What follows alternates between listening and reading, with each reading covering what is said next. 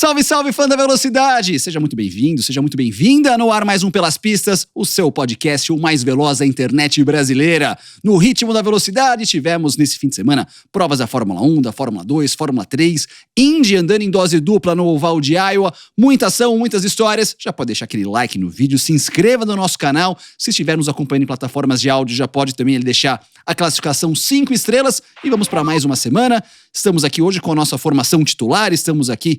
Minha direita, Nelsinho Piquet, de volta. Tudo jóia, Nelsinho? Bom dia, tudo boa bem, tarde, maravilha. boa noite, todo mundo. Preparado? Boa de noite, volta? desculpa. Preparado. Fuso horário adaptando aqui ainda de volta. Quero saber se tem bastidores. Você traz uns bastidores bombásticos de vez em Na quando. semana História... não, mas tem umas coisas legais do final de semana, né? Mas vamos lá. Boa. E aí, ao meu tio? lado, Christian Fittipaldi. Bastidores bombásticos. Feliz aniversário, semana passada. Ah, obrigado, Então, valeu. Feliz aniversário, ó, aqui, ó. Ah, Quantos valeu. anos? 39. Eu sou o mais novo da mesa. Mas tá chegando o seu. E parabéns. O que eu ouvi esse zum, zum, zum? O que vai acontecer? Casamento? Alguma coisa Início do assim? fim. Início do fim? Perdemos um soldado. Meus parabéns. Então, ó, semana passada foi muito importante pelas pistas. Tá aqui. vendo? Aniversário e casamento. E vai fazer aniversário essa semana também, o Júnior. Ah, é? Amanhã. Amanhã? É. Achei que era um pouquinho mais pra frente. Não. Amanhã? 38? Amanhã. 28. 38. É isso. Seguimos então, pessoal, aqueles comentários de sempre. Compartilhe os nossos vídeos, nossos conteúdos aqui, porque tem muita coisa interessante para acontecer. Seu Christian Fittipaldi, tivemos Grande Prêmio da Hungria. Você gostava de pilotar na Hungria? Então, eu ia começar até fazendo uma pergunta pro Júnior. Tá. O que você achava da pista da Hungria? Cara, é aquela típica pista que ela é muito complicada, de baixa, se você sair fora da linha, suja muitos pneus. É uma típica pista que tem um setup muito diferente de todas as outras, né? Especialmente diferencial muito solto para o carro ele conseguir contornar muito rápido. É uma pista um pouco ondulada, mas é uma pista que não tem muita curva de alta. Só que é uma pista assim, é muito fácil não gostar dela. Tá. É uma pista enjoada, só que lá a gente sempre teve um histórico muito bom. E teve um ano, o segundo ano da GP2, a gente fez aquele final de semana perfeito, né? Melhor volta no treino, classificação, ganhamos a corrida 1, ganhamos a corrida 2, seco, chuva, todas as condições. Foi um final de semana, assim, realmente muito bom. E isso acaba deixando a gente, né, gostando da pista. Mas admito que, assim, mesmo com esses resultados muito bons que a gente sempre teve lá, não era minha pista predileta. É uma pista enjoadinha, assim. Aquela hora que, na parte mais longe, acho que na curva 5, quando começa a voltar pro box, que tem aquele essinho, direita, esquerda, daí se você não acertar aquela sequência de curvas, é um flow que você tem que ter, nossa, o tempo vai pro vinagre lá. E eu lembro exatamente disso que você comentou. Quando você saía um pouco fora da linha, sujava o pneu, levava muito tempo para limpar o pneu. Às vezes até mesmo não limpava o pneu direito. E o engraçado, essa característica de sujar o pneu é desde a época do meu pai. Tem muita coisa que seu pai e meu pai vão ficando mais velhos, eles ficam com manias na cabeça, né? Não pega zebra, sei lá o quê, né? Só que a tecnologia vai mudando, as zebras vão mudando, as coisas vão...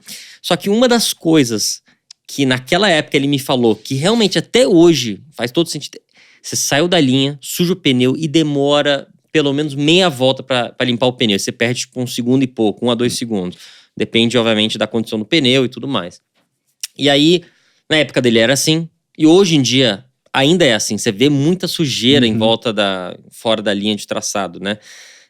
Então, foi uma corrida que meu pai não ia pra muitos, deve ter ido pra metade daquele ano, e foi um final de semana que a gente fez o Grand Slam, realmente andou muito bem, mas foi uma coisa que eu lembro assim, não sai da linha, isso, aquilo e tal, e muitas vezes dos toques que ele dava eram coisas que talvez no passado fazia sentido, mas hoje, com tecnologia, carro diferente, isso, aquilo não...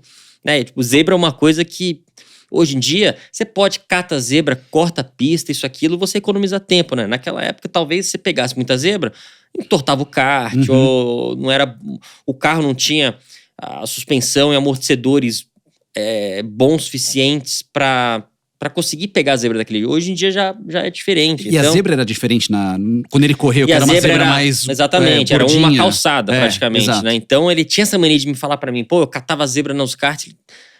Tem que ficar pegando zebra, não, tem que ir em volta, isso, aquilo. Então, eu lembro que tem muita coisa que ele me falava que hoje em dia não faz mais sentido, mas essa era uma das coisas que ele me falou quando a gente foi pra Hungria a primeira vez. Não sai da linha. Quando você for defender, deixa o cara ir pra sujeira, porque ele vai passar reto, isso, aquilo e tal, enfim. Então... É propriedade de quem venceu as 2 primeiras provas da Fórmula 1 na Hungria. Uhum. 86, 87, 88 o Ayrton venceu. Foram as 3 primeiras corridas da Fórmula 1 na Hungria. E vocês correram até em pistas diferentes. Você correu lá na Hungria? Na Hungria. O traçado mudou ao longo do tempo. Mas mudou pouquinho, né? Mudou pouco. E até uma coisa curiosa, você falou dessas diferenças de gerações. O teu pai falou, né, que quando aconteceu um acidente, a primeira coisa sai do carro, né?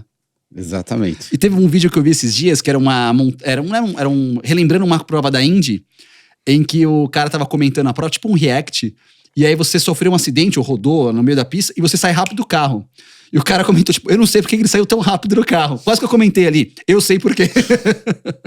que era a recomendação do teu pai e do teu tio de sair rápido do carro, né? Eu acho que na época deles, o maior medo que eles tinham era de pegar fogo o carro, né? Então, é bem diferente de hoje em dia, mesmo porque o pessoal da segurança chega muito rápido ao local do incidente hoje em dia. Então, mesmo se estiver pegando fogo, espero que não aconteça isso, né? Mas mesmo se estiver pegando fogo em 20, 30, 15 segundos, eles já estão lá do lado para te socorrer, acudir. E eu concordo, é um negócio que vem, acho que de geração, né? Que na época deles era bem diferente daquilo que é hoje em dia. Sobre pegar fogo, quem está pegando fogo é a Red Bull, Max Verstappen, um novo recorde na história da Fórmula 1, 12 corridas seguidas vencidas pela Red Bull, é um novo recorde. Eles superaram a McLaren de 88 com o lendário MP4/4, que venceu 11 corridas seguidas, divididas entre Ayrton Senna e Alain Prost, e venceram 12 corridas seguidas. E isso era um domínio ainda maior por causa do Brasil. Ano passado, que a Red Bull não conseguiu a vitória, né? A vitória foi do Russell. Senão seriam 22 em 22. Nossa. Eles venceram 21 corridas nas últimas 22. A Red Bull é um domínio absurdo, o maior da história. Falando como equipes, já podemos classificar como realmente a maior dinastia da Fórmula 1 ou ainda é muito cedo? Olha, entrando mais ou menos nesse assunto, eu vou confirmar que sim, porque eu acho que a gente tá numa era da Fórmula 1 onde as equipes estão muito mais próximas do que nunca tiveram antes. Mas isso por causa do regulamento que estão fazendo, que a gente está começando a ver resultado desses regulamentos. O regulamento que eu estou falando não era regulamento do carro, é do teto de gasto, né, de você limitar as equipes que terminam primeiro, segundo, terceiro no campeonato para dar menos horas de turno de vento e mais para as equipes de baixa. A gente viu aí entre o primeiro e o 10º diferença de meio segundo. Coisas que às vezes nem na Stock Car tem, que os carros são teoricamente todos iguais. Não, no Q1 foi 3 um segundo. Não. Do primeiro pro último. Entre o primeiro e o 10º no Q1, não, foi 3 décimos e meio. Sim. Então, assim, eu achei, e falando em classificação, né, sem querer mudar muito de assunto, eu achei muito legal esse negócio de usar duros todo mundo, médios todo mundo e depois o macio. Por quê? Porque era uma diferença tão grande, ninguém sabia o que estava acontecendo, um usando duro, outro médio, mole. Agora realmente fez muito mais sentido. Você consegue ver o pace real de todo mundo, sabe? Fica muito mais clara a classificação pra gente, não fica tão confusa. Um virando, sabe, uma Haas no primeira e depois no outro ficando em 8º. Agora não. Realmente você tem um pace verdadeiro. Então eu achei muito boa ideia disso aí, mas voltando ao assunto da dinastia da Red Bull, acho que essa época tá muito mais difícil você ter essa dominância por tanto tempo, porque tá cada vez mais difícil para as equipes que estão dominando continuar lá. Naquela época, né? Quem tinha mais dinheiro, melhores pilotos, podiam pagar o que quisessem, iam continuar na frente, entendeu? Se esse regulamento não tivesse lá hoje em dia, essa dominância da Red Bull ia ser maior ainda, eu acho, entendeu? Então, eu acho que tá legal de ver essa pouca diferença entre todos os carros, né? Essa aproximação. Eu não sei se também porque grande parte da diferença dos carros é aerodinâmica e na Hungria assim, a parte aerodinâmica diminui um pouquinho e vai mais, um percentual diminui um pouco a aerodinâmica, um pouco mais da Parte mecânica. a parte mecânica do carro, né? Como diz no kart, diz o chão do carro, né? Então, realmente foi legal de ver essa aproximação. Agora a gente viu na corrida que, obviamente, o Max não deixou nenhuma curva pro Hamilton, já passou e sumiu. Ele deixou 2 curvas. Não, ele passou na largada. Não, ele passou na largada, mas daí teve graça as primeiras 2, 3 curvas. Pô, eu tava lá assistindo o robô, legal. Vamos ver, a primeira volta vai ser. Primeira curva já. Acabou a corrida. Mas então, assim, eu acho que muito legal. Eu acho que os resultados aí desse regulamento da Fórmula 1 estão começando a aparecer, né? Todo mundo muito próximo. E isso é bom para os pilotos também, eu acho, de certa forma, porque aos poucos, se isso continuar se aproximando, você vai ver pilotos em equipe, igual o Hülkenberg, de novo, né? E a gente vai falar depois do assunto de outros pilotos, mas tá na cara que ele vai ser o piloto que vai recontratar ele, e o Magnussen deve dançar, né? Porque o Gene Haas falou, o Steiner falou que tá considerando renovar com os 2. Ou o Magnussen tem alguma coisa com eles, porque não, tá nítida a diferença do Hülkenberg, que tava fora, voltou e de cara já tá performando muito mais do que o Magnussen, né? Na classificação, na corrida... Sim, mas, pô, na corrida, na classificação às vezes é um grande... É a hora da verdade. É a hora da verdade, beleza. Não, é a hora da verdade pra você ver a velocidade do carro. Sim. Mas também você tem que marcar ponto, né? Sim, tudo bem, mas você não consegue marcar ponto largando de 18º. Não consegue marcar ponto. Muito mais mas fácil largando de 6º. essa característica do Hülkenberg sempre foi assim desde a época da... Mas é muito mais fácil... da Williams, enfim, Mas desde quando ele entrou na Fórmula 1. Mas é mais fácil você arrumar você conseguir... Você dá um jeito de marcar ponto, mesmo que o seu racecraft não esteja legal, é muito mais fácil você arrumar aquilo do que o outro que tá todo final de semana em 16º, 7º, 8º e ter que achar 3, 4, 5 décimos comparado com a equipe pra tentar largar melhor. Entendeu? É a mesma coisa o cara que sempre passa da freada. É muito mais fácil você retardar ele um pouquinho, fazer a curva, do que o cara que freia 50 metros antes, ele não consegue frear onde tem que frear, entendeu? Minha única ressalva lá do Hülkenberg é que ele já passou numa série de equipes, né? Ele não teve só em 2 equipes, umas melhores do que outras. Ele tá com o quê? 150, 160 corridas? Acho que quase 200 já, hein? Então, quase 200 grandes prêmios, ele nunca terminou no pódio. Nenhuma corrida. E a gente sempre vê comentários dele, eu tô me baseando nisso que eu tô falando, eu tô me baseando naquilo que ele fala depois da corrida. Não, o carro sempre faltou um pouco de pace, o carro tá com um desgaste excessivo de pneu traseiro, tá com isso, tá com aquilo. O que acontece durante a corrida que ele... Parece que durante a corrida ele dá marcha ré, mas não foi uma vez, foram, sei lá, 10, 15, 20 vezes. Mas aí não entra, são 195 corridas do Hülkenberg, mas aí não entra uma questão, por exemplo, é muito mais o mérito do cara de conseguir extrair a velocidade de um carro ruim numa volta só, e aí o problema do carro de não ter o ritmo de prova para sustentar essa estratégia, velocidade do carro, tudo mais. Eu acho que concordo com você, existe essa diferença que ela eu diria que é quase gritante. Na hora da classificação ele tá sempre classificando lá na frente, só que na hora da corrida é bem pau a pau, tanto que os 2 carros acabam andando muito parecidos durante a corrida. Agora, na classificação, eu acho que até um pouco o mérito do Hülkenberg. O Trulli era assim, o Trulli que eu me lembro... O Weber também lembra no começo de carreira? Então, que eles eram ótimos para classificar, mas daí chegava na hora da corrida, era bom, mas não tinha aquele mesmo talento da classificação, conseguia transportar para a corrida. Só retomar um assunto, Cris, o que você acha desse domínio da Red Bull, comparando com aquele McLaren 88, era Schumacher, era Mercedes e essa era agora a Red Bull, e até mesmo a primeira era a Red Bull do Vettel? Como que você encaixa esse momento atual da Red Bull? Acho que eles acertaram em tudo, né? Adrian Newey, Red Bull passando por uma fase ótima, Verstappen. Então, a hora que coloca a combinação inteira, fica meio difícil alguém conseguir superá-los, até mesmo pelo ponto de vista de desenvolvimento interno da equipe.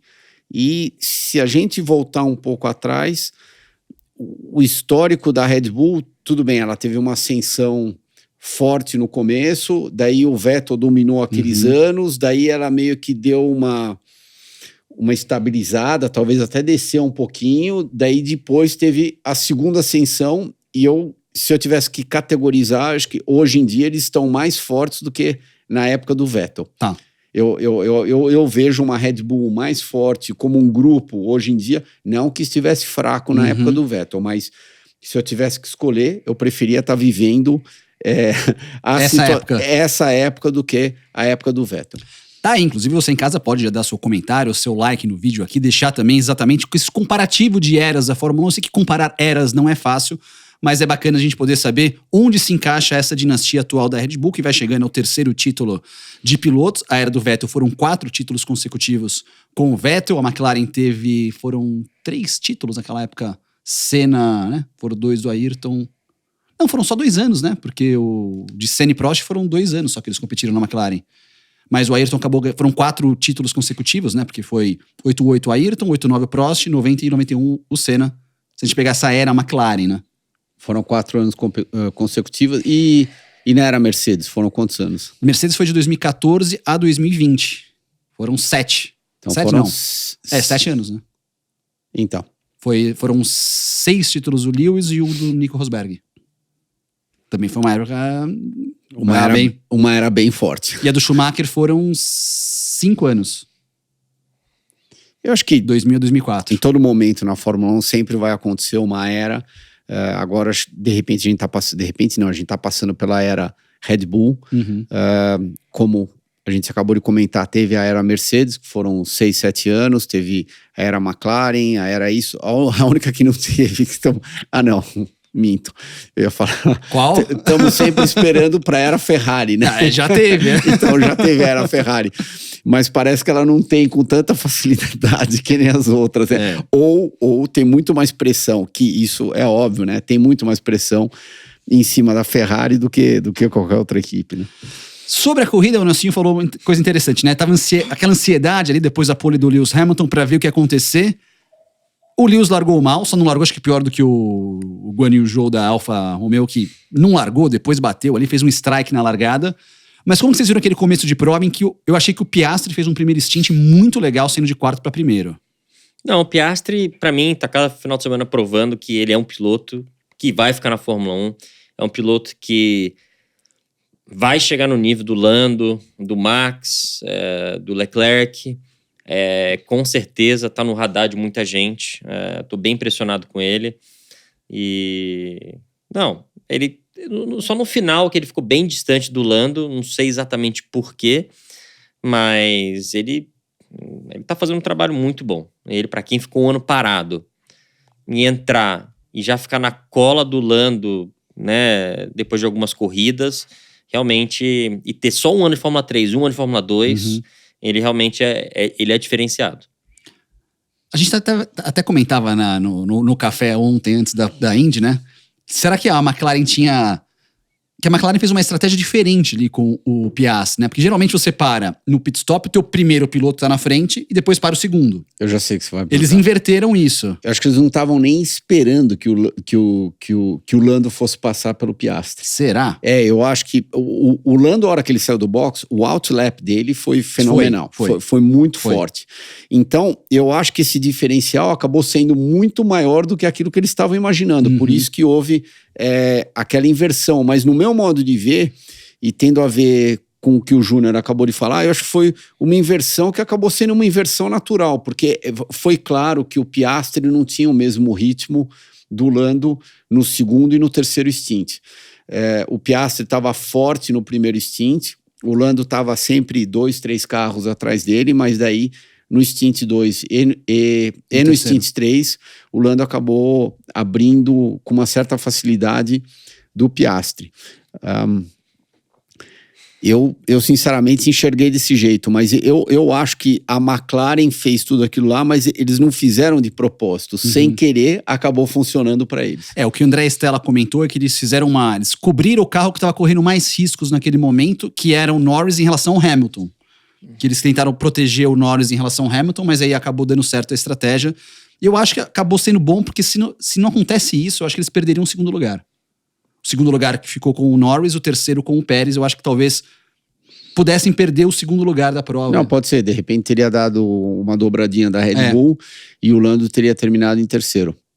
Não, pode ser, mas o Lando, por exemplo, quando precisou no final da corrida, o Pérez andou, provavelmente abusou um pouco demais do pneu dele no último stint, chegou a encostar no Lando, mas daí telefonaram pro Lando e avisaram, ó, vai ter que acelerar um pouquinho, porque senão você vai perder a sua posição pro Pérez. E daí ele deu uma acelerada e ele conseguiu se proteger no final da corrida. Protegeu do Pérez, que voltou pro pódio. Depois de muito tempo, o Pérez voltou pro pódio, já voltou ali conseguindo o terceiro lugar, classificou em 9º lugar, né? Ninguém estava esperando o 9º lugar, mas voltou pro Q3. De volta o Sérgio Pérez. Qual que é a opinião de vocês pro ano que vem? Não, eu acho que eles só vão... Ele tem contrato até o final do ano que vem, mas... eu acho que só se tiver uma opção muito boa para entrar no lugar dele. Não sei. Leclerc está com um contrato até quando na Ferrari? Também. Até final de 24? 24 ou 25, um contratinho meio longo do Leclerc. Não é um contrato curto, não. Não, eu queria também falar. Outro que eu acho que faria sentido é Leclerc lá na Red Bull. Cara, pra mim é tão claro que, sei lá, é Norris naquele lugar. Tipo, ele, sabe, eu acho que tudo combina, sabe? Um jeito mais jovial, meio garotão, molecão. Mas... Com a marca. Será que o Norris... Amigo do Max. Eu acho que o Norris não iria. Você acha que não iria? Se eu fosse o Norris, eu não iria. Comprar uma briga na equipe do cara que tá dominando tudo? Pra quê? Porque assim, o Norris tá com lá. O Max tá com nota 10 agora, né? Na visão de todo mundo. O Norris tá com nota... pra não falar 10, 9,5. Mais ou menos, entendeu? Se ele entrar na Red Bull, por mais que ele tenha o mesmo talento do Max, ele vai estar entrando na casa dele. Ele vai andar, talvez alguma hora ou outra, igual o Pérez andando na frente, mas ele vai estar andando atrás. A nota dele vai passar de 9,5 para 9. Eu acho muito... E assim, ele só vai andar na frente do Max. Se comprar uma briga lá dentro, eles não vão permitir isso, entendeu? Não, pra que você estragar tudo que a equipe construiu que estão... Então, assim... E ele não vai assinar um contrato admitindo que ele é piloto 2. O Norris, ele... Então, eu acho... A não ser que ele esteja muito frustrado onde ele tá, que eu acho que agora, as últimas corridas, a McLaren já mostrou, olha, aqui a gente consegue, é só uma questão de tempo. Não, foi sem querer as últimas duas, não, né? Já tá o quê? As últimas 4? Três. Então, as últimas 3. Áustria, Silverstone e Hungria em pistas diferentes, né? Com características diferentes. Então, assim, eu acho que ele tá na cabeça dele, ele vai ficar lá, e eles devem estar convencendo ele, falou, olha, vamos fazer o que o Max fez na Red Bull? Ele ficou, construiu a equipe, eles estavam fracos, foram ficando fortes até começar a dominar. Vamos fazer a mesma coisa que você é talentoso, a gente acredita em você, a gente vai te dar um salário bom. E eu acho que acho difícil ele sair de lá, ainda mais agora com os resultados bons, entendeu? Acho muito difícil ele sair de lá. E vale lembrar que a McLaren está desenvolvendo tecnicamente o time, né? Tá construindo um novo túnel de vento, corpo técnico novo, que vai começar a partir desse segundo semestre e no ano que vem. Então, será que voltaremos a ver os dias de glória da McLaren, Christian? Mas, por exemplo, voltando àquilo que você tinha comentado agora, que eu fiquei meio encafado. O sonho de qualquer piloto é, claro, tentar ser campeão do mundo. Você não acha que ele deveria estar associado ao melhor carro, à melhor equipe? Para ele ser campeão do mundo, ele vai bater de frente com o melhor piloto também. Sim, Cris, mais cedo ou mais tarde. Mas o Max, é diferente ele ser companheiro do Hamilton. O Hamilton daqui a pouco vai parar, entendeu? O Max ainda tem mais anos pela frente. Então, assim, ele ser companheiro do Hamilton, primeiro, se eu andar na frente, tô andando na frente de um cara que foi 7 vezes campeão mundial. Top. Uma equipe que já dominou os últimos 10 anos, dominou a maioria. E pra Red Bull, pra um cara que tá lá, é a casa dele, ele que manda e desmanda em tudo lá. Eu acho que não vai acontecer, não entendeu? Vale a pena essa briga. Não vale a pena, entendeu? Que era meio que acontecia, por exemplo, na Mercedes, quando era o Bottas. Tava tranquilo, assim, ter o Hamilton e o Bottas dominando. Mas o Bottas também, ele falou, uma equipe dessa, eu vou de graça, pra ficar no pódio todo final de semana que o carro é muito melhor, eu tô indo lá, entendeu? Mas o caso do Lando não. O Lando sabe, e eu acredito que ele seja um daqueles muito bons. Então ele tem que se encaixar, ou ele fica onde ele tá porque ele acredita na equipe, ou se ele não acredita na equipe, ele vai no lugar que se fosse do Russell. Ou até se o Hamilton sair, ir no lugar do Hamilton, ele contra o Russell, eu acho Que dá jogo. Eu acho que dá jogo. Eu acho que talvez eu iria entre Russell e Lando, talvez eu iria de Lando. Voltando pro Lando Red Bull, a minha única ressalva, eu vejo o seu ponto, concordo com ele. Lógico. Só que por outro lado, você tá meio que trocando o certo pelo incerto. A Red Bull, hoje em dia, é o certo. Então, aproveita. De repente, essa oportunidade, ela não vai passar 2 vezes na tua frente. E o incerto, o que é? Em teoria, estão construindo tudo para ele na McLaren, túnel de vento novo, pessoal técnico novo. Só que, e se isso não funcionar? Lembra de uma coisa. Com o regulamento que a gente tem hoje na Fórmula 1, com teto de gastos, priorizando as equipes menores, tirando das equipes pequenas, essas dominâncias tendem a diminuir, né? Por isso que eu falei no começo do programa que o que a Red Bull tá fazendo agora nos últimos tempos é mais impressionante do que a... Tudo bem, só tá há 2 anos, né? A Mercedes fez isso durante 7 temporadas. Eu não acho que vai durar isso tanto, porque eles estão cada vez mais capando as equipes que estão ganhando para diminuir essa diferença e dar chance para as menores. Então, você tem que olhar também essa nova era da Fórmula 1 vai dar chances para equipes como a McLaren, que tem um know-how muito bom, que tem um histórico muito bom, de dominar de novo, entendeu? A própria Mercedes também. Então, lógico, se estivesse falando de uma Aston Martin, de uma Haas ou de qualquer outra, aí não. Eu acho que tem que ser uma das 3. Red Bull, Mercedes, até a própria Ferrari talvez, mas Ferrari com o tanto de problema que dá, acho que a não ser que ele já tenha conquistado o que ele queria e só quer ir pra Ferrari, enfim, mas eu acho que Red Bull, Mercedes ou McLaren. É uma dessas 3, porque é uma dessas 3 que vão sempre dominar. Eles que têm o know-how, eles que estão outros programas fora a Fórmula 1 para continuar também todo esse jogo também financeiro, né, que eles têm falado de criar hypercars para usar aqueles engenheiros, para usar a mesma tecnologia, para botar um pouco de orçamento, né? Esse jogo financeiro, para tentar ser mais eficiente o jeito que você gasta o dinheiro, só essas grandes que tem braço para fazer isso. Então, vai ficar entre essas 3, 4 equipes grandes dominando os próximos anos. Eu acho que não... Enfim, mas ir de frente com o Max, no momento que ele tá, não. Hamilton, que tá no final, sim. Leclerc, que tá incerto, sim. Mas do Max, pra que você vai bater de frente com o Max agora? Se eu fosse o Lando, Red Bull, se eu tivesse a oportunidade de ir de Red Bull, acredita no seu taco e tenta o seu melhor, porque é trocar o certo pelo incerto. Essa é a minha opinião. Agora, a outra coisa que eu acho que está impulsionando a Red Bull de uma maneira muito forte hoje em dia é Adrian Newey e Max Verstappen.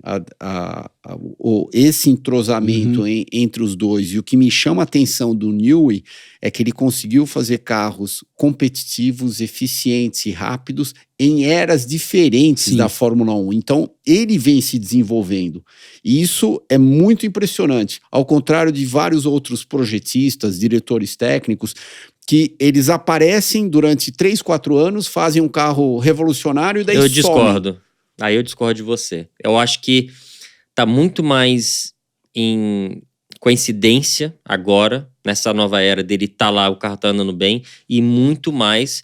Olha só, antigamente, de 2000 para trás, realmente eu acho que um líder, um visionário, poder falar, cara, vamos desenvolver um carro mais ou menos assim, tipo, igual essas entradas já da Mercedes que eles tentaram o ano passado, né, que não funcionou.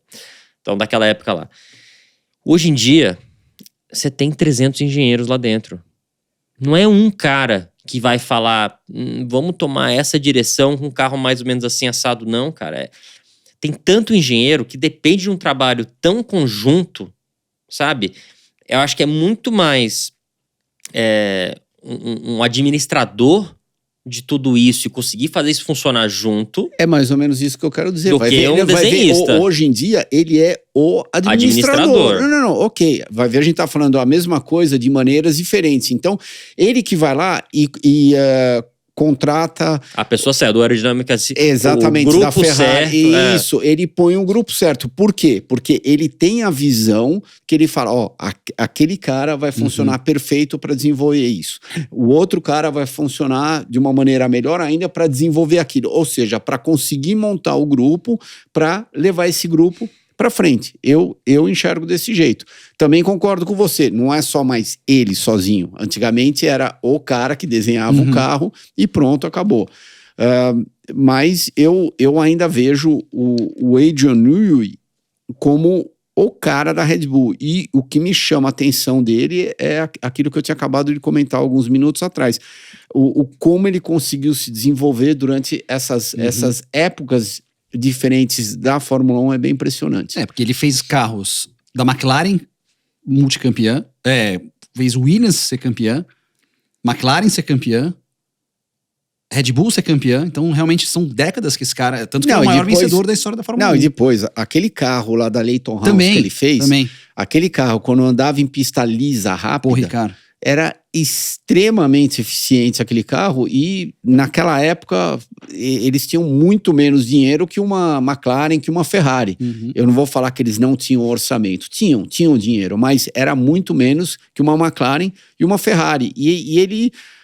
a March, naquela época, ela veio praticamente do nada para chegar aonde eles chegaram com a Leighton House. Pena que eles não conseguiram continuar com aquele projeto, mas aquele carro era muito bom, muito eficiente. Muito bom, muito eficiente. Eficiente também a sua participação conosco aqui no vídeo, aquele like, se inscreva no canal, ative as notificações, compartilhe com os amigos esse nosso bate-papo toda semana aqui no Pelas Pistas. Voltando ao assunto Red Bull, tivemos a estreia de Daniel Ricciardo nessa temporada da Fórmula 1, substituindo o Nick De Vries. Teve uma confusão na largada, ele caiu para a última colocação dentre os carros que permaneceram na prova e depois terminou na 13ª colocação, posição de largada. Como que vocês analisaram a estreia do Ricciardo? Eu fiquei bem surpreso. Positiva ou negativamente? Os dois. Cara, me gerou tanta dúvida na cabeça agora, que eu acho que deve estar gerando na cabeça de muita gente. Será que a dupla que tinha antes, né? Será que o Tsunoda é fraco? Será que o Ricciardo, será que esses últimos meses dele ficar fora do carro, ele conseguiu botar a cabeça no lugar e vai melhorar? Porque assim, né? Como a gente sabe na Fórmula 1, a sua comparação é só a sua companheira de equipe. Você não pode se comparar com os outros carros, todos são diferentes, enfim.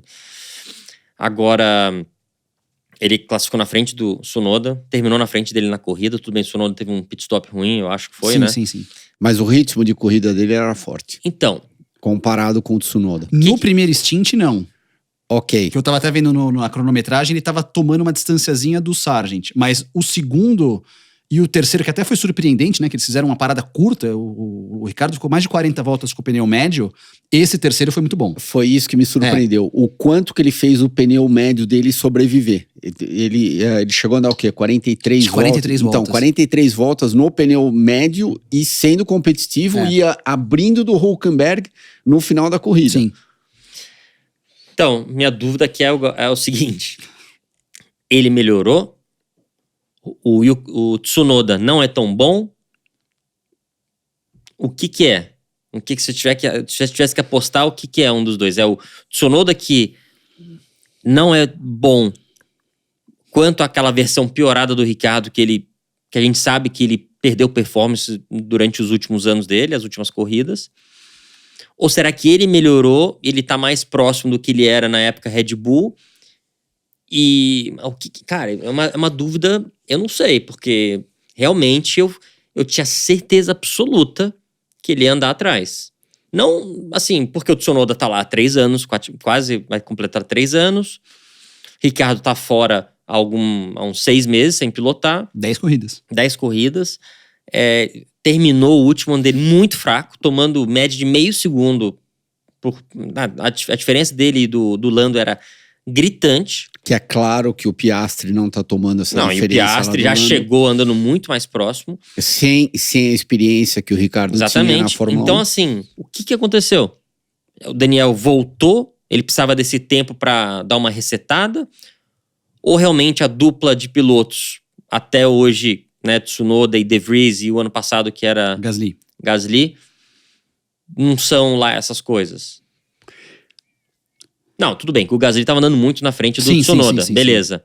Então a gente sabe, o Tsunoda não melhorou nada do ano passado pra cá. Ele continuou naquela nota 6,7. O Ricardo, que ele era uma nota 9, tinha baixado pra uma nota 6,7, agora tá parecido, entendeu? Tá, é uma dúvida. Vai ser muito interessante a gente ver o resto das corridas que vão acontecer esse ano. Só que assim, eu fiquei muito surpreso com o resultado dele. Eu fiquei feliz por ele, contente por ele ter andado bem. Isso, pô, moralmente pra ele deve estar se sentindo nas nuvens.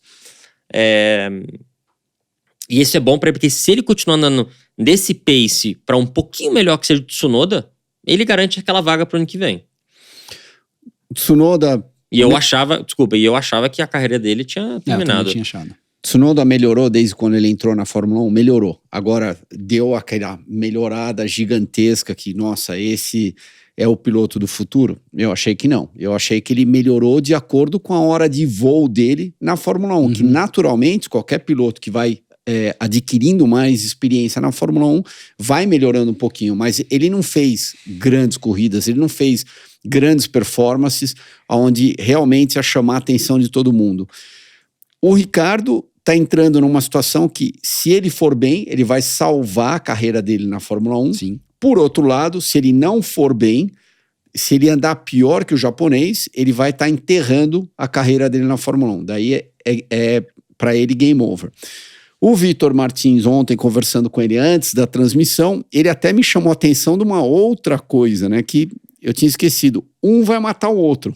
Sim. Então, ou o Tsunoda vai matar o Ricardo e vai continuar na Fórmula 1, ou o Ricardo vai matar o Tsunoda, que também, isso para mim, ficou mais que claro.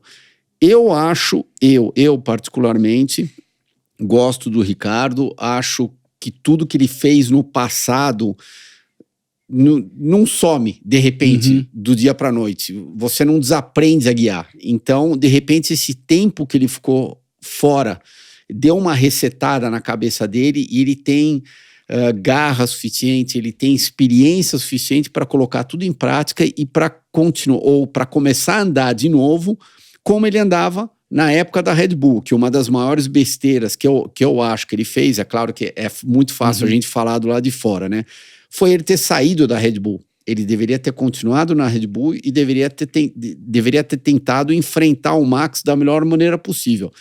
Ele saiu da Red Bull, a carreira dele deu uma enterrada, de repente ele teve uma segunda chance agora para dar uma revitalizada de novo na carreira dele. Então, vamos ver. Eu continuo torcendo muito para o Ricardo e eu acho que se ele continuar nesse ritmo, ele é um dos que tem chance ao assento da Red Bull. Que, ok, a gente já conversou várias vezes sobre isso. Zero chance. Tá bom. A gente já conversou sobre isso, mas eu não acho que o Pérez está tão garantido assim para 24. Você pode falar de dinheiro, contrato, dinheiro do Slim, isso, aquilo. Eu, sinceramente, não acho que ele está tão garantido. Não, só não tá garantido se acharem outro piloto para colocar no lugar dele. O Pérez está se salvando hoje em dia bastante, porque a superioridade da Red Bull é tão grande, que, ok, o Max está fazendo praticamente todo o trabalho no Mundial de Construtores daquilo que eles precisam. Porque se a Ferrari, se a Mercedes, a McLaren tivesse realmente batendo de frente com a Red Bull, você pode ter certeza que a situação do Pérez seria completamente diferente. Max está fazendo uma campanha para o Ricardo. Deu declarações, é bom ele estar de volta. Eu acho que ele teria totais condições de estar aqui no carro do lado. Mas 50% disso é a birra que ele tem com o Pérez, né? Tá. Isso tá mais que provado. Ele tem birra com o Pérez e ele vai ficar pisando ali na ferida do cara até acabar o contrato dele sair. Boa, pessoal, algum outro assunto relevante da Fórmula 1? Acho que das outras equipes nós tivemos ali a Mercedes chegando com, apesar daquele erro que você disse na classificação do Russell, O Russell acabou em sexto Ele fez uma corrida ótima. de recuperação. Ainda mais, ele largou em 18º, né? Eu acho que foi 18º. Na Hungria, tudo bem, mesmo que seja uma Mercedes, tudo, com a superioridade do carro em relação aos carros que estão largando mais para trás, ele fez uma corrida muito boa, estratégias boas, ele largou de pneu duro, então o primeiro stint dele foi forte, ele conseguiu fazer a parada bem depois de todos os outros pilotos, isso com certeza ajudou ele bastante. Que mais durante a corrida? Eu tava tentando lembrar. Aquele arranca-rabozinho que teve entre o Pérez e o Piastri, se eu não me engano. Foi legal. Aquilo lá foi legal. E o Charles Leclerc disse que a Ferrari tem que fazer melhorias estilo McLaren, para poder colocar a Ferrari naquele patamar, já que a McLaren pacotão bom. Agora, voltando àquilo que você tinha comentado no começo, eu achei...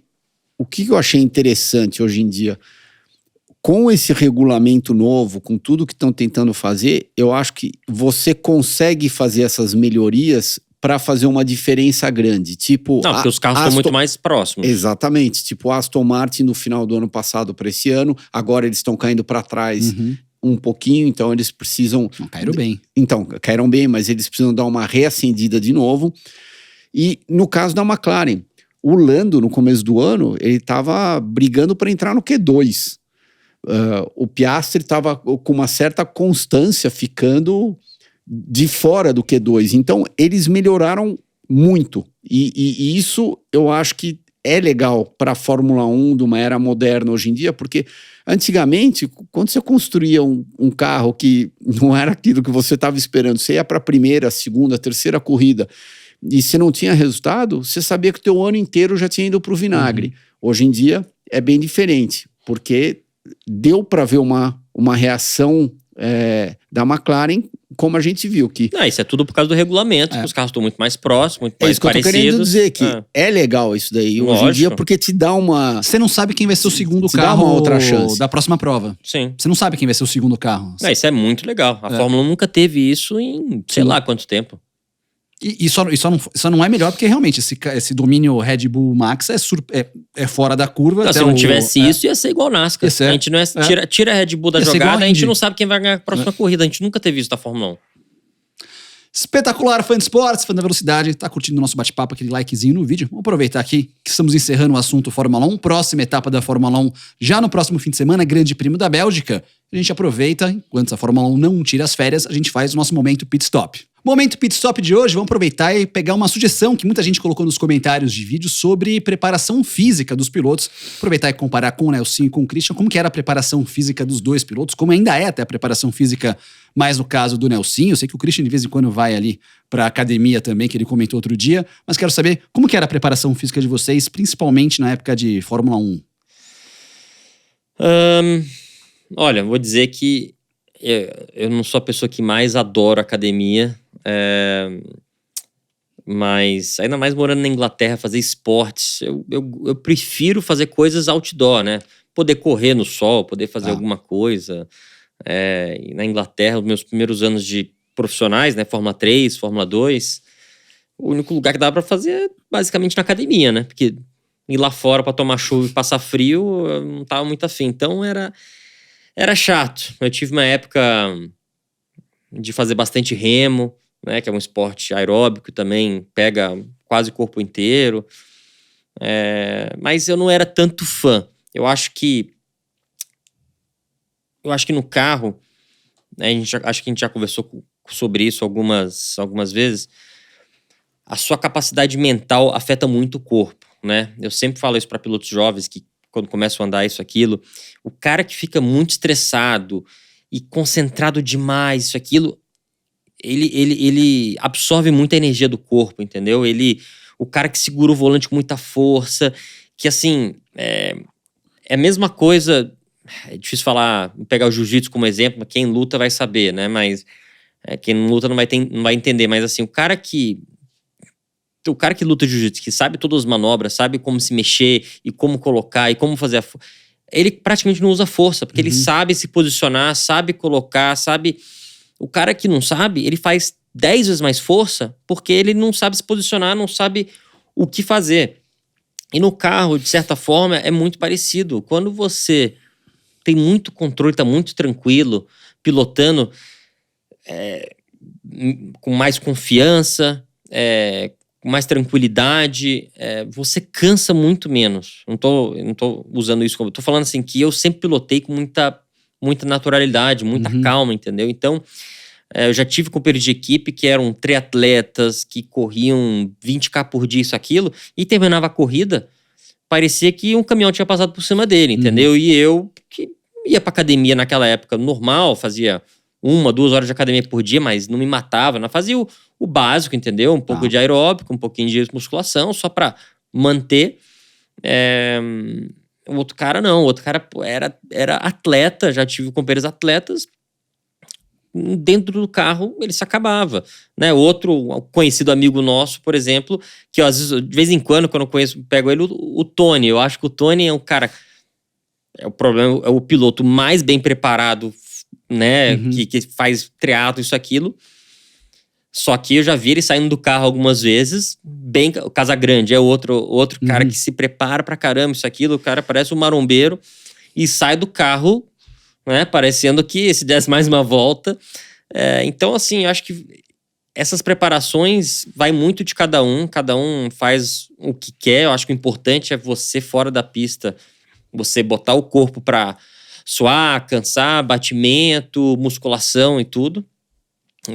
Mas acho que 60% é quando você está dentro do carro, você tá pilotando com muita tranquilidade, com muita calma, porque senão você pega o Michael Phelps, eu já falei, você bota ele para fazer meia hora de kart, ele vai sair do carro destruído, né? Porque ele não sabe, eu tô fazendo um exagero de uma comparação, mas é a mesma coisa, o piloto que anda muito tenso, né? Ele vai cansar muito mais. Se eu não vou pegar eu e o Cris pra andar, bota num shifter agora, a gente vai aguentar 3 voltas, né?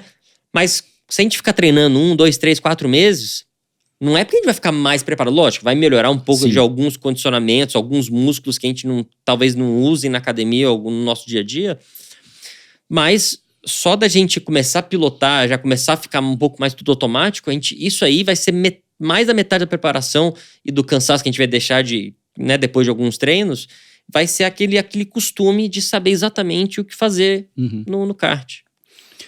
Eu acho que de tudo que eu já pilotei na minha vida, o shifter, se não for um dos, é que é o kart de marchas, né? Que é o kart de marcha. O shifter é muito, muito forte, violento. A única coisa que o shifter não tem é G lateral, né? Porque a sua velocidade em curva, comparado com um carro de Indy, um carro de Fórmula 1, é bem menor. Então você não sente esse G. Agora, você sente na hora de uma freada, de uma aceleração, o teu corpo tá mexendo bastante, está sendo bem maltratado dentro de um kart. Mas voltando à sua pergunta, eu sempre fui meio ligado em preparação física. Eu de repente não fui um cara ao extremo, mas eu não era um daqueles que não fazia absolutamente nada.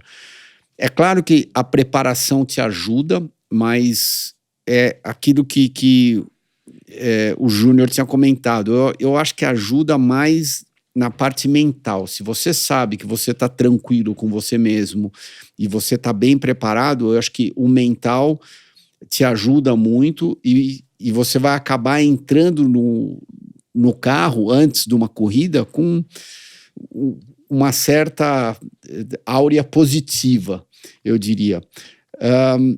O que para mim me ajudou mais, de todos os anos que eu corri, foi na minha época de Indy, tipo de 96 até 99, mais ou menos, que a gente andava toda semana. Foi a época que eu mais estive bem preparado dentro de um carro de corrida, porque era quilômetro num carro de corrida. Era diferente de você sair correndo, de você ir puxar ferro, de você fazer isso, fazer aquilo. É claro que essas outras atividades ajudavam, complementavam, mas a minha melhor preparação era quilômetro num carro de corrida. E nesses 4 anos que você podia treinar, toda semana a gente andava praticamente, tinha teste de pneu, tudo. Então, aquilo que você adquiria era muito grande, era muito forte, e eu lembro que eu até parava de fazer um pouco as outras atividades justamente pelo fato que eu estava guiando toda semana, e aquilo me preparava demais. Aquela de 96 a 99 foi a época que eu tive melhor preparado para guiar um carro de corrida. Tá aí, um pouco mais desses insights dos dois pilotos sobre a preparação física. Aqui deu pra ver que os dois são inimigos da academia ali, como acho que muita gente também é aqui no nosso canal no YouTube e também nas plataformas de áudio. Mas esse foi o Momento Pit Stop. Lembrando que a rede Pit Stop é a maior rede de autopeças do Brasil, com mais de 2.200 pontos de vendas espalhados por todo o país. De volta no Momento Pit Stop, claro que a gente não ia esquecer do nosso palpitômetro, aquele momento que você também ali através dos comentários pode colocar o palpitômetro do Grande Prêmio da Bélgica, próxima etapa da Fórmula 1. Não tivemos pole position do Max. Todo mundo errou a pole position na semana passada. Eu quase conseguiria o pódio, coloquei o Norris em segundo. Cheguei perto dessa vez de gabaritar aqui.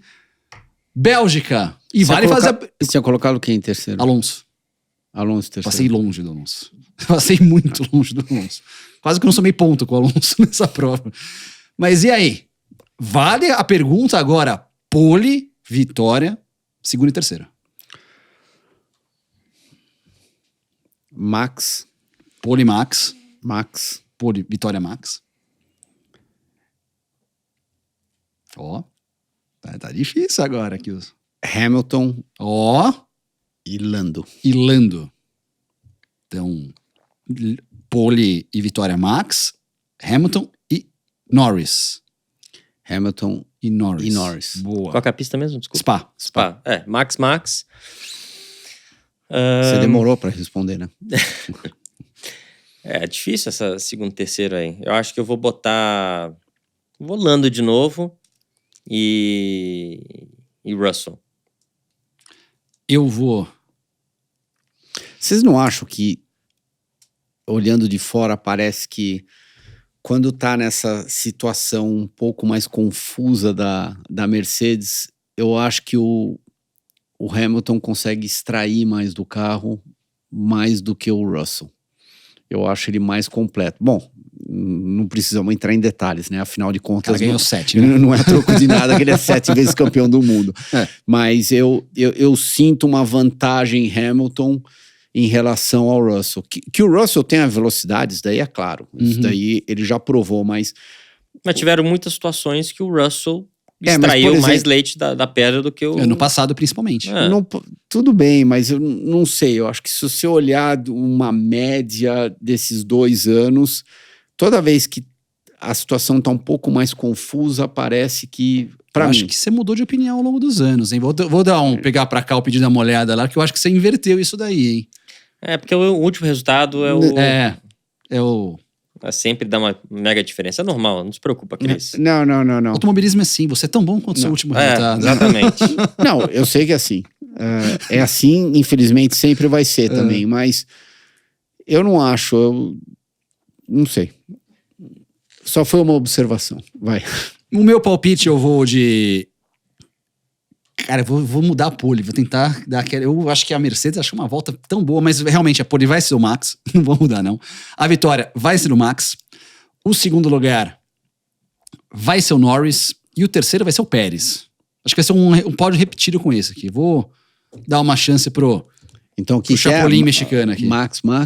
Max, Norris e Pérez. Igual o último.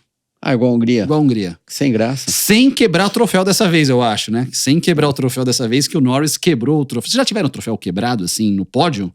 No pódio, não.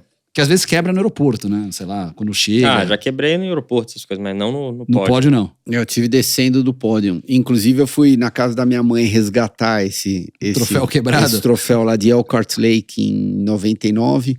Pô, da vitória. Da vitória. A hora que eu desci do pódio, eu deixei ele cair no chão sem querer. Tinha perdido o costume de... Era uma águia de vidro. A sorte que quebrou só o nariz da águia. Tá. Então, inclusive, se alguém souber de alguém que mexa com vidro para fazer uma réplica dessa águia, eu estou atrás. Tá bom? Por que você não mandou fazer a réplica na hora? Sei lá, tinha até esquecido, pra dizer a verdade. Esqueci, fui embora. O nariz da águia é o tamanho do seu tio? Não, um pouquinho menor. Turma, vamos falar aqui dos assuntos restantes do nosso programa. Vamos falar ainda nesse programa de Fórmula 3, Fórmula 2 e também da Fórmula Indy. Na Fórmula 3, Gabriel Bortoleto encaminhando muito bem o título. Mais um fim de semana que ele somou muitos pontos. Foram 2 provas da Fórmula 3. Na primeira, tivemos a vitória do Gabriele Mini. O Gabriel Bortoleto foi o segundo lugar e o Nikita Sedrin foi o terceiro. Aliás, um duelo do Sedrin com o Bortoleto animal ali, os dois duelando na última volta, espetacular. Na prova 2, o Zach O'Sullivan, que é o vice-líder do campeonato, venceu, com o Berganovic em segundo e o argentino Franco Colapinto em terceiro. O Bortoleto pode ganhar na próxima corrida em Spa. Eu ia falar isso, já pode ganhar. Ele tem 43 pontos de vantagem pro Zach O'Sullivan, que é o cara que mais venceu provas na temporada.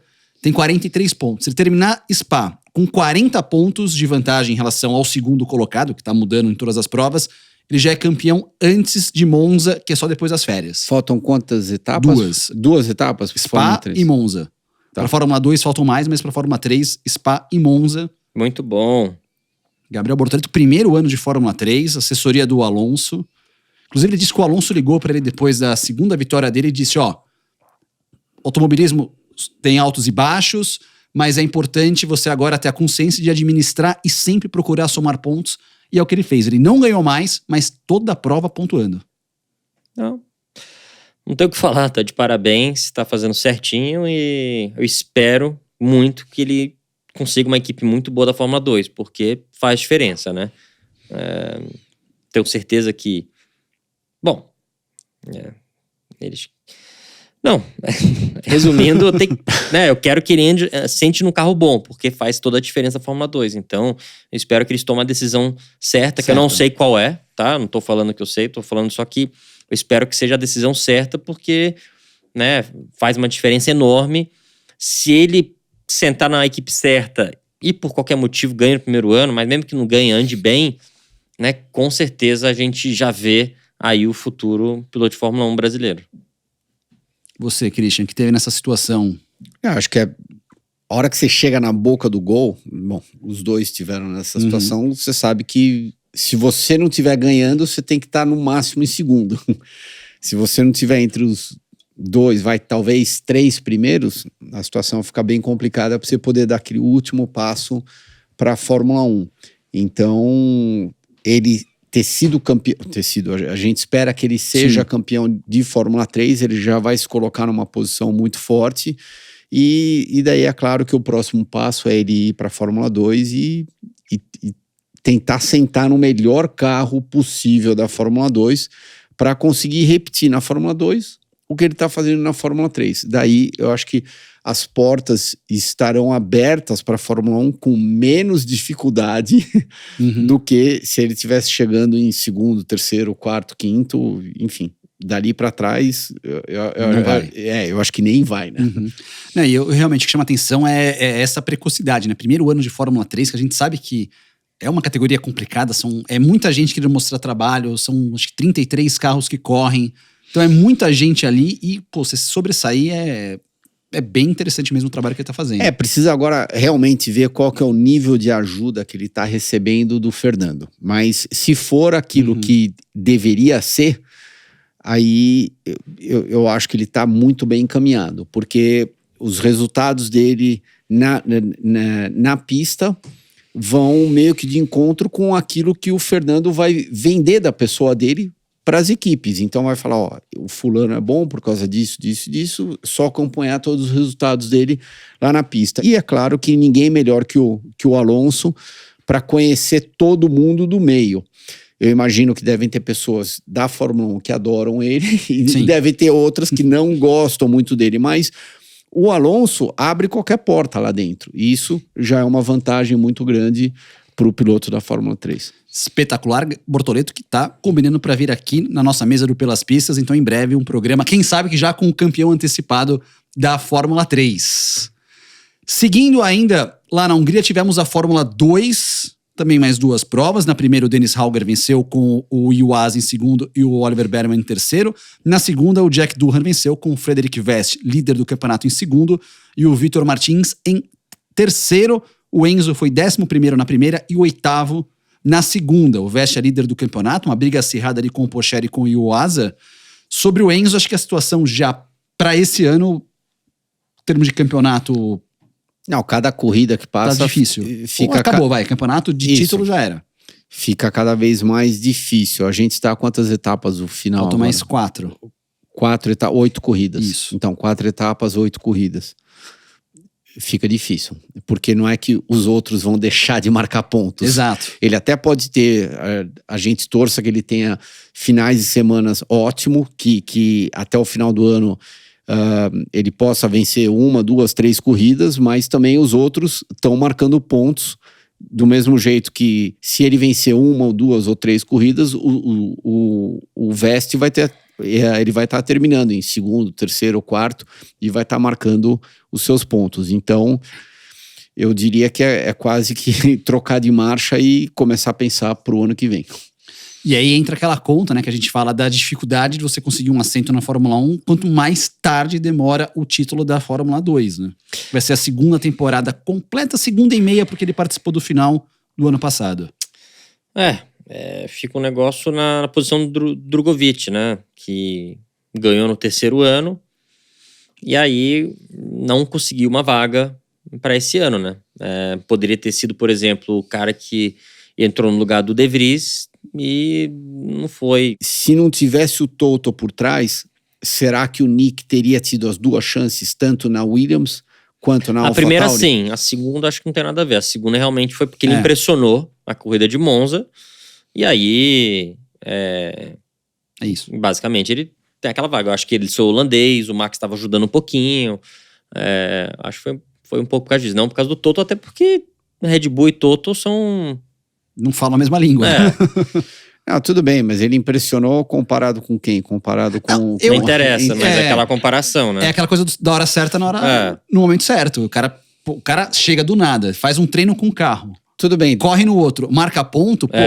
Alguma coisa ele Alguma coisa sabe, você tem, né? alguma coisa Ok, sabe. mas será que a Williams não deu uma acendida justamente naquela pista e ele soube... Mas comparado com o Não, tudo companheiro de bem. equipe... Comparado o Latifi. Tudo bem. O Latifi hoje em dia parou de correr, ele tá fazendo... Um MBA. um MBA, ele tá se dedicando aos estudos, 2 coisas completamente diferentes. Então, Tá bom, mas... por aí você vê o quanto que o Latifi realmente era um piloto de calibre alto a ser comparado. Mas assim, ele andou no desempenho do Albon. O Albon talvez chegasse no mesmo nono lugar que ele chegou naquela prova.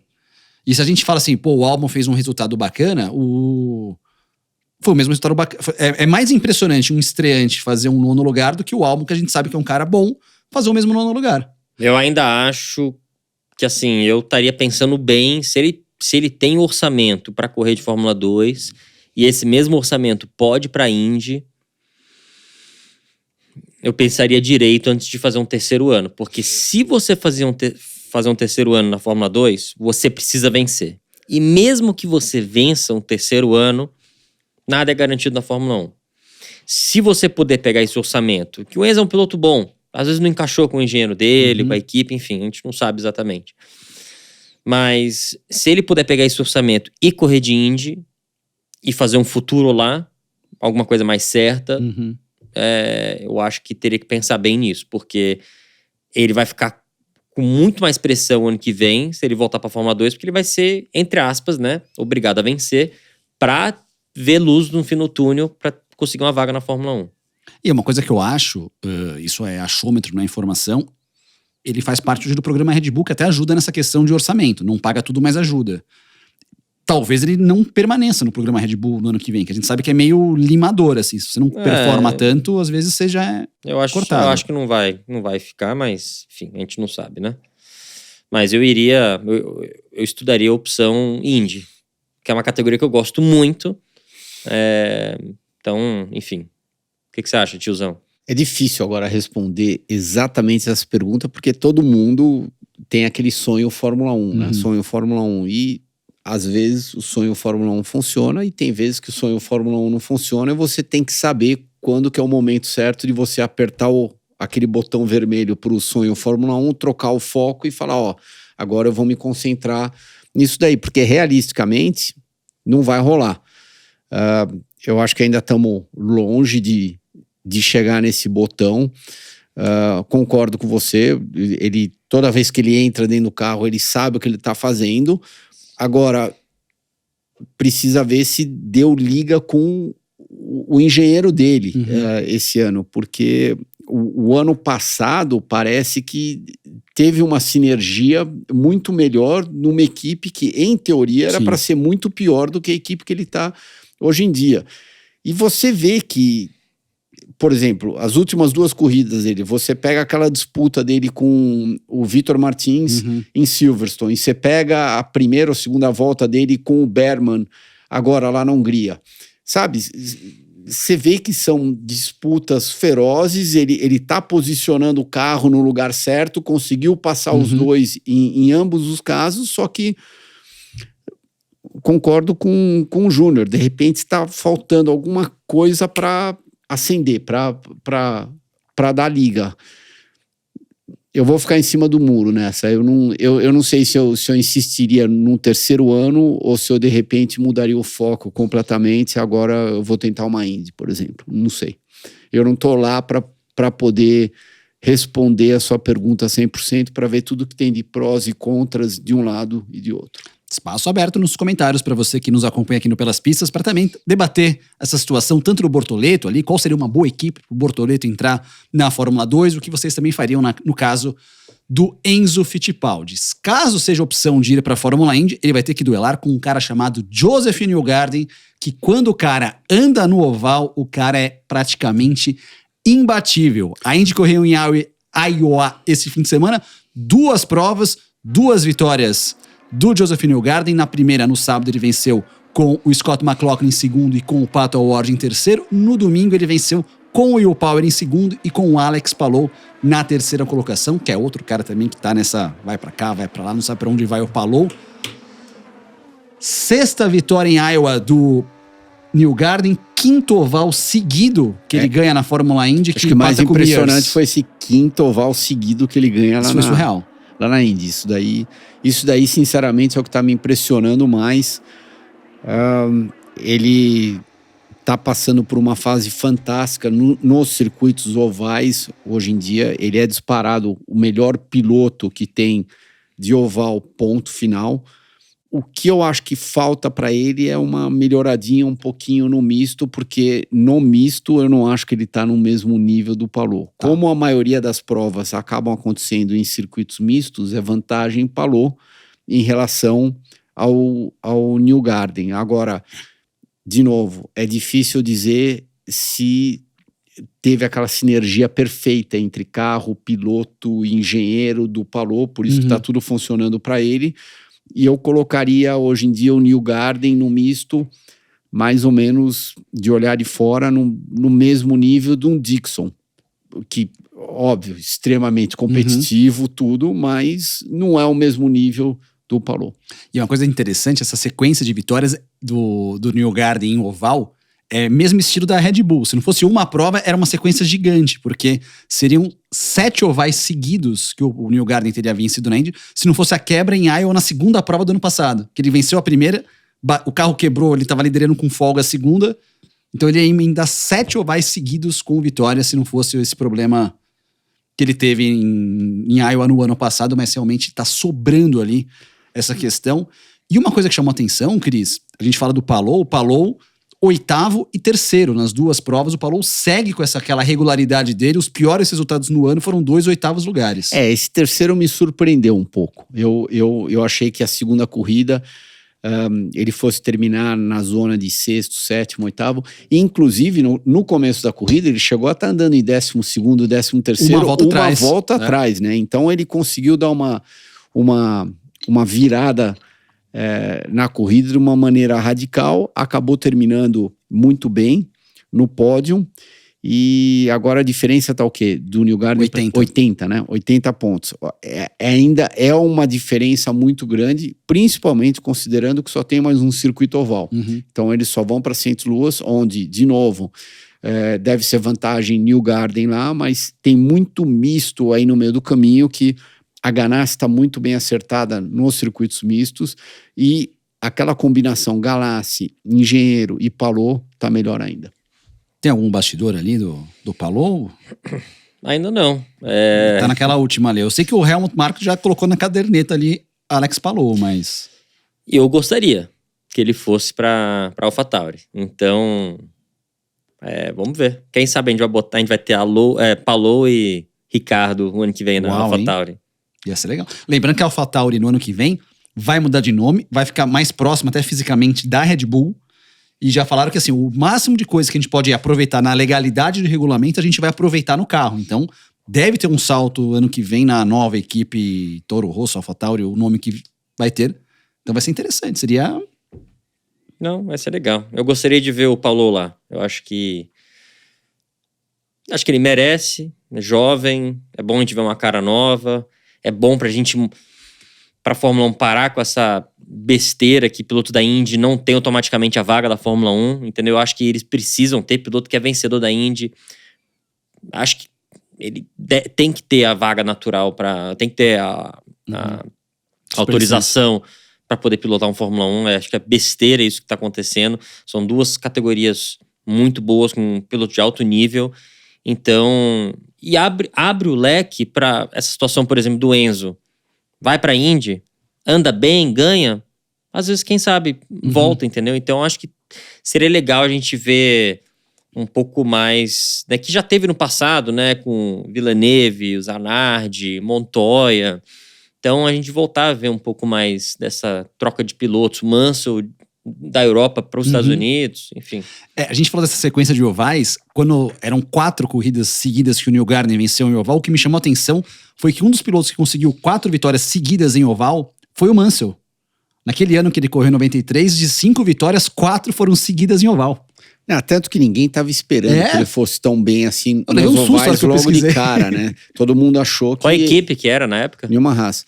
Todo mundo achou que ele fosse dominar nos mistos, mas nos ovais, e foi justamente o contrário, né? Ele meio que dominou nos ovais e no misto ele foi bem. E a equipe na época, eu não sei, na época a equipe era a equipe? Era. Não, era ela, a Penske. Entendi, toda. Eram as duas melhores. Quem que era o companheiro dele, você lembra? O Mário. O Máriozão. Tá. Mário Andretti e Mansell. Mas o Mário, na época, o Mário não tinha equipe lá. Não tinha Andretti. Não. Quem abriu o Andretti foi o Michael. Muito depois. Tá. Foi o ano que o Michael foi pra Fórmula 1.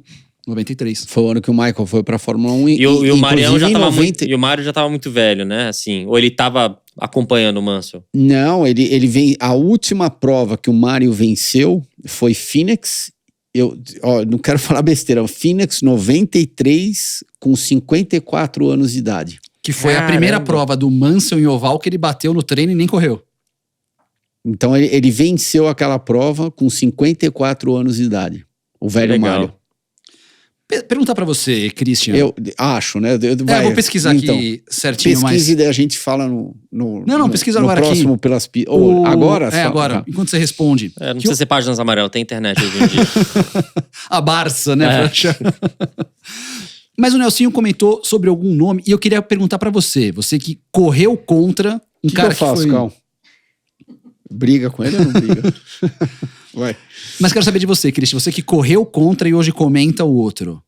Esse desempenho do Alex Palou, ele é tão dominante quanto aqueles anos de Zanardi? Já que nós estamos pegando um cara que saiu da Indy e foi pra Fórmula 1 e pode acontecer. Foi um domínio tão grande quanto... Porque me chama a atenção, na Indy, o pior resultado do cara é um 8º lugar. Dá pra comparar Zanardi com o Palou?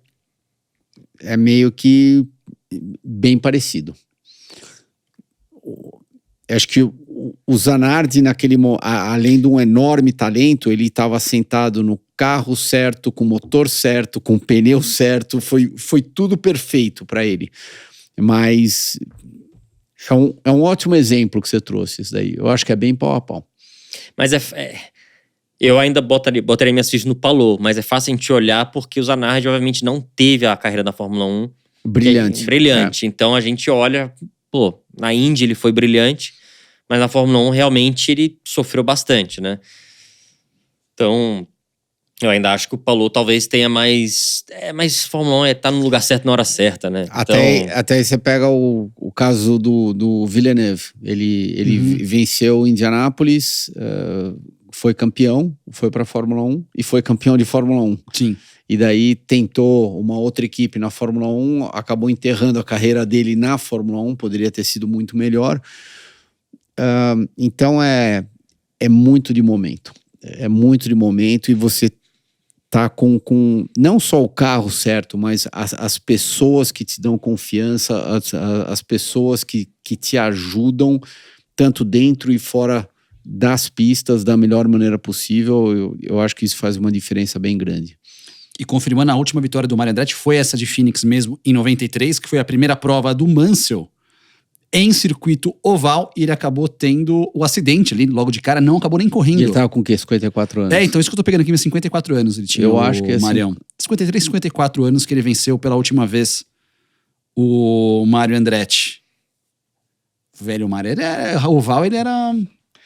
Ele era casca. Eu lembro que tinha uma história, porque logo depois eu fui para Newman Haas. Isso daí a gente tá falando de 93, né? Isso. Eu acabei em 6. Eu fui em 96, né? Então, é claro que tinha muitas pessoas que estavam lá ainda, que tinham trabalhado com o Mansell, com o Mário. E daí, a gente fez um teste em Indianápolis, final de 95. Tá. Apesar da gente nunca ter corrido em Indianápolis, porque daí teve o split logo depois, mas eu lembro quando eu fui lá para Indianápolis, a gente estava comentando que o Mário nunca dava uma volta em Indianápolis abaixo de 220. Ele andava devagar. 220 milhas. Milhas, é. Ah. Óbvio. Andava devagar, então 180, 190, daí ele parava no box, daí ele falava, dá um pouquinho mais de asa aqui na frente, vamos fazer isso. A hora que ele dava o primeiro flying lap dele, era sempre acima de 220. 354 por hora. Isso, mas ele sabia tudo daquela pista. Não sei como ele só ganhou aquela corrida uma vez, em 1969, eu acho. A maldição dos Andrettis. Então, né? ele deveria ter vencido aquela prova muito mais do que uma vez, mas isso ficou na minha cabeça. Eles contando essas histórias é bem legal. Então ele andava, daí parava no box, faz isso, faz aquilo. Ele falou, agora eu vou andar rápido. A hora que ele saía e dava a primeira flying lap, toda a flying lap dele que ele dava era sempre acima de 220. Aquele dia ele andou também nesse teste. Não sabia desse teste da Newman Haas em Indianápolis. Ele andou também ou só você e o Michael? Ou só você, não sei. Não, só foi eu e o Michael. Foi no final de 95, tava frio. Foi o primeiro teste seu na Newman Haas? Não, foi o segundo. Meu primeiro teste foi em Nazaré. Aquele deve ter sido o segundo ou terceiro. Eu tenho quase certeza que foi o segundo. Qual foi o primeiro? Em Nazaré. Você fez 2 em Nazaré? Como assim? Não. Eu fiz o primeiro. Perdão, o primeiro em Nazaré é o segundo em Indianápolis, talvez. Eu acho que o segundo foi em Indianápolis, que inclusive a gente teve que parar o teste no meio porque começou a nevar. Ô, louco. Esfriou tanto, começou a nevar, não gerava temperatura no pneu. Enfim, não foi legal. E o primeiro você já estava contratado? Já. Eu já estava pós-temporada? Foi, inclusive. O primeiro eu andei no carro do Tracy, naquele carro vermelho e branco. O Michael tinha andado 2 dias e eu fui andar no último dia, então ele andou os primeiros 2 dias, eles estavam desenvolvendo alguma coisa, e daí eu andei no último dia, foi o meu primeiro teste lá na Newman Haas. Interessante aqui essas histórias do Christian, do Nelson em relação às carreiras, eu acho muito bacana esses bastidores. Eu não sabia desse teste em Nazaré, nem que o... Pois eu quero saber mais a história do Christian. O Christian quase foi ator. Você já imaginou o Christian interpretando... Tem tudo a ver com ele. Você acha? Capricho, né, também. Capa da Capricho. Isso aí. Capa da Caras, já foi. Você sabe o que eu acho engraçado? Tem algumas coisas que a gente comenta no programa, né? Que ele não lembra, né? Eu não lembro dessa corrida. Só que da Capricho, alguém deve ter falado pra ele ficar me enchendo o saco. Porque da Capricho, que essa revista provavelmente não existe há 28 mil anos, mais ou menos, ele lembra direitinho. Eu acho que a revista existe, mas eu confesso que eu fui pesquisar no histórico, o histórico não sumiu, o histórico da revista você não acha. Ele mandou apagar. Ah, pode ser. Pô, da Caras eu achei. Gente, valeu demais. Obrigado, Nelsinho. Você volta com a estoque 6 de agosto agora. Semana que vem tem Velocitar. Daqui a. É isso, na outra semana Exatamente. tem Velocitar, mas aí você fala um pouquinho mais já no nosso próximo programa. Exatamente. Beleza? E vai pro Sertões também, né? E vou pro Sertões também. Boa. Sertões Isso. começa dia 11. Você vai perder alguma etapa dos Sertões esse ano? Não. Esse ano eu tô mergulhado. Focado. Exatamente. Nem o celular eu vou levar. Se eu me perder lá, vão me achar só. Vou perder Tá, mas alguns daí- programas até me achar de volta aqui. Tá, mas daí é claro que você não vai perder nenhuma etapa da Stock. Não. Os Sertões esse ano é uma mirim. semana. É mirim. Comparado com o ano passado. É só de uma 11 a semana? 19 É só uma semaninha. 11 a 19 de que? de agosto. Vai ser mirim. Esse ano a gente faz com um olho fechado, uma mão. Comparado com aquele do ano passado, Jesus amado. Por que eles diminuíram tanto? Porque ano passado eles queriam fazer o maior do mundo, que foi, né? Foi. Quase 8 mil quilômetros, né? 2 semanas de corrida. Foi assim. E eles perceberam que foi um pouco demais. Não, assim. Tinha foi um muito, mote, né? De foi 200 anos da foi muito, independência. foi muito caro, isso, aquilo. Mas assim, o que a organização fez foi muito legal. A corrida foi 10, assim. Mas não dá pra você financeiramente fazer 2 provas dessas back-to-back, né? Um atrás do outro. Porque acho que igual a corrida do milhão, tem uma por ano às vezes na Stock Car quando tinha, né? Acho que essa dá pra fazer, essa de 8 mil km, faz a cada 5 anos talvez, entendeu? Que as pessoas vão se preparando financeiramente e tal. Mas fica muito caro, né? Deslocamentos, dos motorhomes, dos caminhões, desgaste dos mecânicos, todo mundo, assim. Uma prova muito cansativa. Mas assim, muito legal. Eu amo essa prova, mais do que tudo. Esse ano vai ser bem mais curta, bem mais barata. A gente vai ficar tipo, quase uma semana na mesma cidade fazendo loops, né? Então a gente sai do mesmo ponto, dá uma volta. No outro dia sai do mesmo ponto, dá outra volta pra baixo. Aí vai, tipo, estilo Margarida, que eles Isso. chamam. Que, enfim, economiza muito dinheiro, porque os caminhões das equipes não precisam ficar viajando todo dia, desgaste é muito menor e tudo. Mas eu tô animado. Vai ser bom. Ano passado a gente só não foi melhor porque a gente teve uma quebra da suspensão no meio do nada, quebrou o amortecedor, soltou. Mas tô bem animado. Foi uma decisão de última hora fazer. Eu não ia fazer, aí a Canam deu uma incentivada junto com a Motu. Então, é a prova do ano que eu realmente... Tá empolgado. Como é que ele vai fazer pra ele se comunicar com a gente? Já que ele não vai levar celular, É ele vai verdade. estar no meio do mato. Vai dar uns boletins pra gente Então. ali, colocar no Instagram, @pelaspistas360. Vai ter corrida aquela semana? Pra vocês? Vai ter a primeira no sábado, dia 12, tem em Indianápolis o misto. Qualquer coisa eu ia te levar pra trabalhar lá um pouquinho. Não, mas eu vou trabalhar na cobertura da Verdade. transmissão. Legal. Transmissão dos Sertões, por isso que eu sei que é de 11 a 19, esses detalhes aqui que eu estarei lá. É bom que ele tá no meu time. Ele é obrigado a falar meu nome a cada 10 minutos. E o senhor, em breve, tem uma experiência off-road, viu? Prepare-se, tá? Dia 4 de agosto? Prepare-se. Já tá. Quando eu contei a experiência, a gente vai contar mais pra frente aqui nos próximos programas do Pelas Pistas. Quando eu contei pra ele, perguntei: ô Cris, dia 4 de agosto eu tô reservando um negócio pra você. Ele putz, o que é? Aí eu contei pra ele, já virou minha prioridade do dia. Tá empolgado ali o garoto, viu? Parecendo criança quando vai pra Disney. Mas vai ser legal isso daí, que a gente vai mostrar num programa mais pra frente no Pelas Pistas. Certo? Opa, Valeu. valeu. Semana que vem estamos de Valeu. volta. E você sabe, fã da velocidade, aquele like no vídeo, compartilhe, se inscreva no nosso canal no YouTube, compartilhe com os amigos ali, ative as notificações para não perder não só nosso programa de terça-feira, mas os conteúdos extras, as voltas rápidas, o Cris Responde, outros conteúdos que estamos preparando para vocês.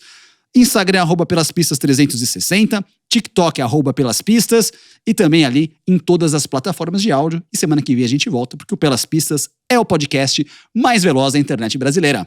Valeu, turma!